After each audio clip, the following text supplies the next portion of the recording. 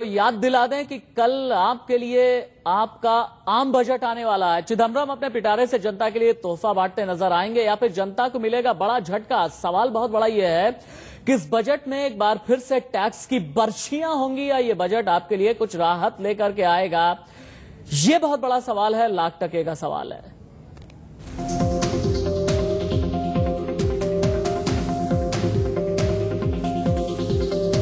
वित्त मंत्री पी चिदम्बरम अपने ब्रीफकेस में पहले बजट प्रस्ताव लेकर आते थे। उन्हें इस बार भी वही जिम्मेदारी निभानी है जिसे वो 7 बार निभा चुके हैं। फर्क सिर्फ इतना है कि इस बार उन्हें अपने पिटारे से ऐसा बजट निकालना है जो अर्थ और राजनीति को एक साथ साध सके। पी चिदम्बरम पेश करेंगे अपना 8वां बजट। चिदम्बरम के सामने सवालों का चक्रव्यूह। क्या मंदी से उबार पाएंगे चिदम्बरम? क्या महंगाई पर लगाम लगा पाएंगे वित्त मंत्री? क्या फिर गेम चेंजर बन पाएंगे चिदम्बरम?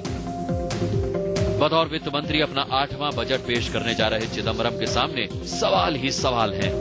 महंगाई की मार से करा रही जनता के सवाल हैं, तो मंदी के भंवर में फंसे उद्योग जगत की चिंता भी। जैसे कुछ क्रेडिट रेटिंग एजेंसीज हैं जो कि आज बात कर रही है कि अगर आपका फिस्कल डेफिसिट बहुत बढ़ गया तो आपकी रेटिंग जंक रेटिंग हो सकती है, जो कि आज के दिन इन्वेस्टमेंट ग्रेड रेटिंग है। तो इसलिए हमें इसका एक बैलेंस रखना पड़ेगा। लेकिन सबसे बड़ी चुनौती ये है कि क्या चिदम्बरम इस बार भी कांग्रेस की चुनावी नैया पार लगाने वाले बजट की पतवार पेश कर पाएंगे? क्या वो फिर से अपने पिटारे से निकाल पाएंगे 2008 जैसा मन भावन बजट, जिसने 2009 के लोकसभा चुनाव में कांग्रेस के लिए जादू जैसा असर किया था?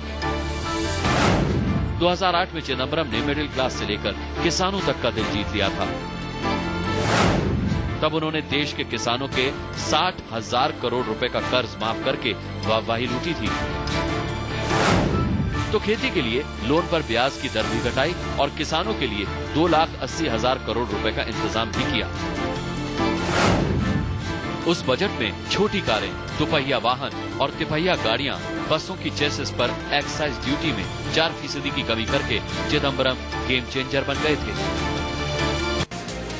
कांग्रेस पार्टी को चिदम्बरम से एक बार फिर वैसा ही चमत्कार दिखाने की आस है, लेकिन इस बार देश के आर्थिक हालात 2008 जैसे नहीं हैं। रुपया औंधे मुंह गिरा हुआ है, बाजार बेजार है। ब्याज दरों ने आम आदमी से लेकर उद्योग जगत तक के होश उड़ा रखे हैं। महंगाई रोक पाने में सरकार लाचार साबित हुई है। किसानों की हालत भी 2008 से पहले वाली ही है। दुनिया भर में मंदी के चलते विदेशी निवेश थम चुका है। ऐसे में वित्त मंत्री के सामने संकट ये है कि वो किस तबके का ख्याल रखें और किसे अपने ही हाल पर छोड़ दें। चुनौती, एक सबसे बड़ी चुनौती तो सरकार के पास वित्तीय घाटे को कम करने की है, जो कि अभी किसी वजह से दिखाई नहीं दे रहा है कि भी सरकार उसको कर पाएगी, क्योंकि ग्रोथ बहुत नीचे चला गया है, रेवेन्यू जनरेशन नहीं हो रहा है और जो हमारा इंटरनेशनल मार्केट्स में जो ट्रेड है, जो एक्सपोर्ट्स का सिनेरियो है, वो भी बहुत कम है। तो मैं ये समझता हूं कि जो वित्तीय घाटा है हमारा, उसको कंट्रोल करने के लिए और जो एक्सटर्नल जो कैड है, करंट अकाउंट डेफिसिट है, उसको कंट्रोल करने के लिए इन दोनों चीजों को सरकार को बजट में फोकस करना चाहिए। जानकार मानते हैं कि इस बार का बजट बनाना चिदम्बरम के लिए दोधारी तलवार पर चलने जैसा होगा। वो अगर अर्थशास्त्री के तौर पर बजट बनाते हैं तो इसका राजनीतिक नुकसान होगा, और अगर राजनीतिक फायदा देखते हैं तो अर्थव्यवस्था का नुकसान होगा। अब देखना यह है कि चिदम्बरम साहब किस रास्ते पर आगे बढ़ते हैं। तो वित्त मंत्री चिदम्बरम से लोगों को काफी उम्मीदें हैं, खासकर वो तबका